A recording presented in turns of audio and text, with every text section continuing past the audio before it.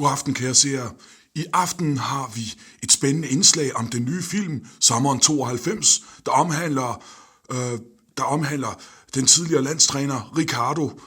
Rigtige navn var Richard Møller Nielsen.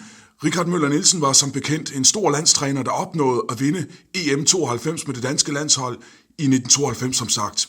Og med på linjen har jeg Tommy Troelsen, tidligere fodboldekspert, som vil udtale sig om, hvem Richard Møller Nielsen egentlig var. Og Tommy, kan du høre mig?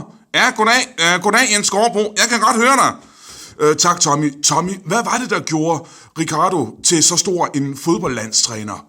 Ja, ved du hvad, Jens Gårdbo? Jeg husker taktikmøde, jeg husker pressemøde i 1992 før EM-finalen. Der siger Ricardo til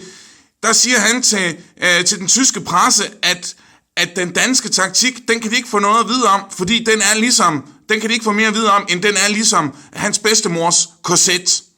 Ja, Tommy Troelsen, det var en fin beskrivelse, og det siger jo noget om Ricardo. Ja, han var ekstremt ukuelig. En rigtig regissør. Ja, vi siger tak til Tommy, for vi har også Sepp Piontek med på linjen. Og Sepp Piontek, hvordan var Ricardo som landstræner? Jamen altså, han er en gemytlig type, og som han selv sagde, et meget stærkt menneske. Han sagde, at han er ligesom Fyns bøgetræ, ne?